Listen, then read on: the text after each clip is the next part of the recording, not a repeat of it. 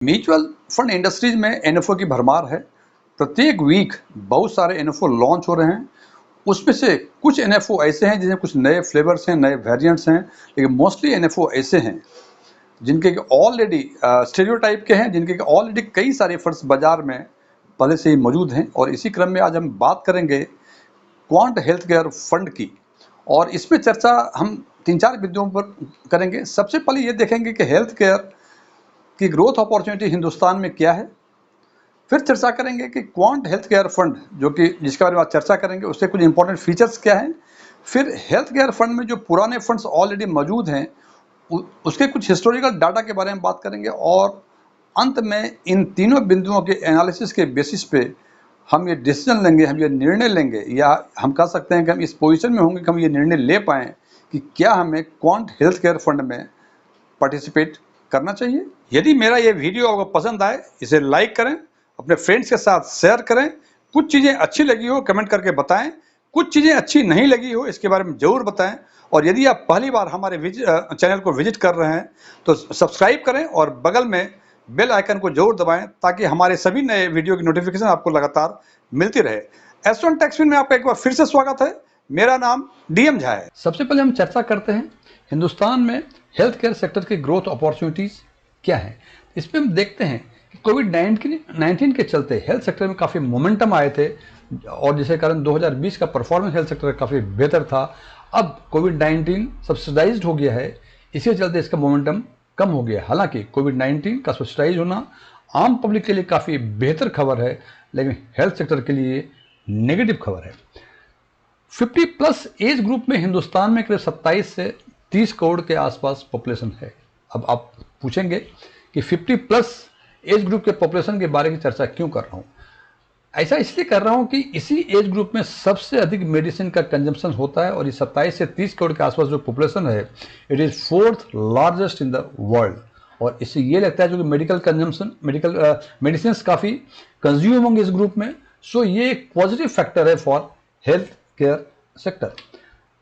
Next बात है hospital segment जो हिंदुस्तान में ये अभी भी अंडर इन्वेस्टेड है। अभी भी हिंदुस्तान में पॉपुलेशन के लिहाज से हॉस्पिटल काफ़ी कम है और चेन ऑफ हॉस्पिटल्स की नीड अभी हिंदुस्तान में है। ये एक पॉजिटिव फैक्टर है for health care sector. Covid subsidise हो गया, लेकिन कोविड के चलते जो covid triggered health insurance demand है वो काफ़ी बढ़ गई। अब हेल्थ इंश्योरेंस जो है अपने उस पॉलिसीज़ में कोविड के अगेंस्ट में इंश्योरेंस प्रोवाइड कर रही हैं, इसके चलते काफ़ी इसकी डिमांड बढ़ गई है। ये खबर भी, ये इंफॉर्मेशन भी हेल्थ केयर सेक्टर के लिए काफ़ी बेहतर है। पॉजिटिव फीचर्स हैं, पॉजिटिव इसके फीचर हैं। अब हम बात करते हैं क्वांट म्यूचुअल फंड के कुछ फीचर्स के बारे में। सबसे पहले ये 27 जून 2023 को स्टार्ट हुआ है और ये 11 जुलाई 2023 तक ये चलेगा। जब ये बंद होगा एनएफओ उसके बाद आफ्टर 5 बिजनेस डे ये फिर रीओपन होगा और उसके बाद आप सब्सक्रिप्शन आप फिर सब्सक्राइब कर सकते हैं। इट बिलोंग्स टू थीमेटिक और सेक्टरल फंड। इसमें मिनिमम इन्वेस्टमेंट 5,000 रुपये होगा, उसके बाद 1,000 के मल्टीपल में आप इन्वेस्टमेंट कर सकते हैं, जो कि ये बहुत अच्छा फीचर नहीं दिख रहा है मुझे।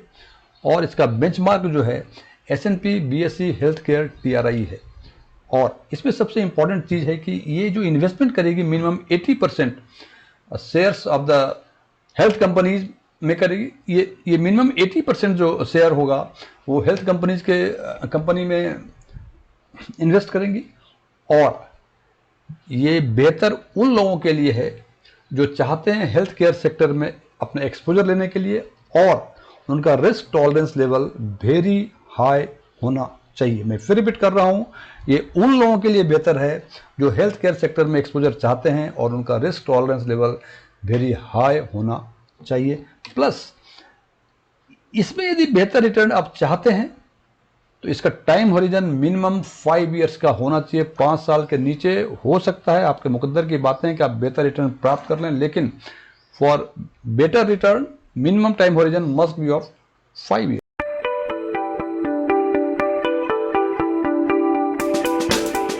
अब बात करते हैं वैसे फंड्स हेल्थ सेक्टर के जो ऑलरेडी बाजार में हैं और उनके हिस्टोरिकल डाटा के बारे में।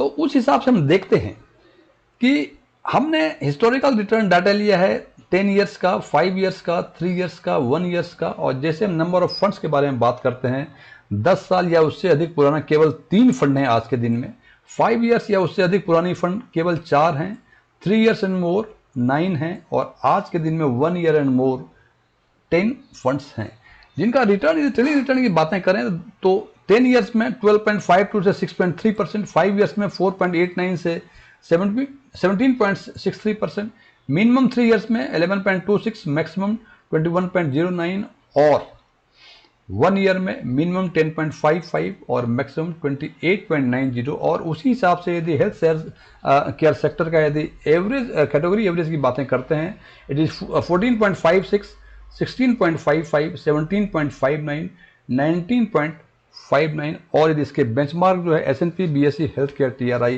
तो देखते हैं 10 ईयर्स में इट इज 12%, 5 ईयर्स में इट इज 13.79%, 3 ईयर्स में इट इज 17.37%, और एक साल में ये 20.34%।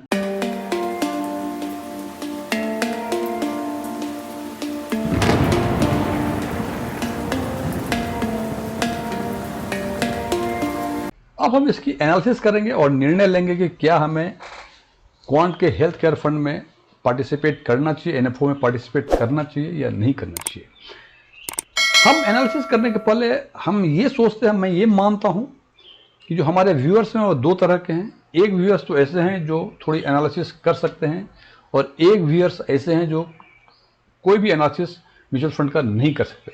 सबसे पहले हम बात करते हैं उन व्यूअर्स की जो थोड़ा एनालिसिस कर सकते हैं, और हम ये मानते हैं जो कि थोड़ा एनालिसिस कर सकते हैं कि वो सेक्टरल फंड में ऐसे फंड को शॉर्टलिस्ट कर सकते हैं जिनका परफॉर्मेंस कैटेगरी एवरेज से कम ½ % से अधिक हो। और यदि ऐसा होता है तो 10 ईयर में 15% के आसपास वैसे फंड सेलेक्ट कर पाएंगे जिसमें 15% के आसपास आपको शायद CAGR मिल जाए, ट्रेडिंग रिटर्न मिल जाए। 5 ईयर्स में 17%, 3 ईयर्स में इट इज़ 18+%, और 1 ईयर में it is 19.59 plus 0.5, it is more than 20%। जनाब 10 ईयर्स में 15%, 3 ईयर्स में 18%, ये रिटर्न काफ़ी बेहतर रिटर्न है, और ये ऑलरेडी टेस्टेड फंड्स हैं। जो भी ये 3, 4, 9 या 10 फंड्स हैं, ये ऑलरेडी टेस्ट किया हुआ है मार्केट ने इसको। यदि हमें टेस्टेड प्रोडक्ट में 15% या 17% या 19% का CAGR 10 ईयर्स का मिल रहा है या 5 ईयर्स का मिल रहा है, तो फिर मुझे ऐसे फंड को क्यों सेलेक्ट करना जिसको अभी टेस्ट में पास होना बाकी है। अब दूसरी बात, हम वैसे इन्वेस्टर्स की बातें करते हैं जो ये समझते हैं कि वो एनालिसिस नहीं कर पाएंगे। यदि आप एनालिसिस नहीं कर पाएंगे तो आप यदि इंडेक्स फंड में इन्वेस्ट कर दें, तो यदि इस हिस्टोरिकल डाटा को रिपीट करने की बातें यदि हो तो हम मानते हैं कि 10 ईयर्स में 12% मिलेगा, 5 ईयर्स में 13.79 के आसपास मिलेगा, 3 ईयर्स में 17.37 के आसपास मिलेगा, और 10 ईयर्स में 20.34 के आसपास मिलेगा। फ्रेंड्स, यहाँ एक इंटरेस्टिंग फैक्ट है कि 10 ईयर्स के CAGR में यदि आप कैटेगरी और बेंचमार्क की बातें करें, डिफरेंस तो करीब 2.5% के आसपास कैटेगरी बेहतर है, और यदि इसकी बातें करें तो यहाँ और डिफरेंस बढ़ गया, 2.5% से अधिक का डिफरेंस हो गया है और कैटेगरी बेहतर है। यदि 3 ईयर्स की बातें करें, ये डिफरेंस अराउंड 0.2 या 0.3% के आसपास है। हालांकि कैटेगरी यहाँ भी बेहतर है, लेकिन 1 ईयर के उसमें हम देखते हैं कि जो इंडेक्स रिटर्न है, बेंचमार्क रिटर्न है, इन्होंने और परफॉर्म किया है कैटेगरी एवरेज को। तो यदि हम ये मान के चलें कि हमने इंडेक्स में इन्वेस्ट कर दिया, तो क्या हो सकता है? 10 ईयर का 12% मिलेगा, 5 ईयर का 13.73, 3 ईयर्स का 17.37 और 1 ईयर का 20.34, जो कि कैटेगरी एवरेज से बेहतर है। तो दोनों ही कंडीशन में यदि आप एनालिसिस कर सकते हैं, उस कंडीशन में भी मुझे नहीं लगता कि आपको कोई नए फंड को टेस्ट करना चाहिए, बिकॉज जो एग्जिस्टिंग फंड्स हैं उसके रिटर्न बेहतर हैं। और यदि आप ये लगता है कि आप एनालिसिस नहीं कर सकते और आप इंडेक्स फंड में इन्वेस्ट करेंगे, तो उस केस में भी पिछले 3 साल से इनका return, health care index fund का रिटर्न जो है काफ़ी बेहतर दर है। इस परिस्थिति में भी हमें नए फंड को टेस्ट करने की कोई ज़रूरत महसूस नहीं होती है। हालांकि इन्वेस्टमेंट का निर्णय हमेशा इन्वेस्टर्स का होता है, इसलिए आखिरी निर्णय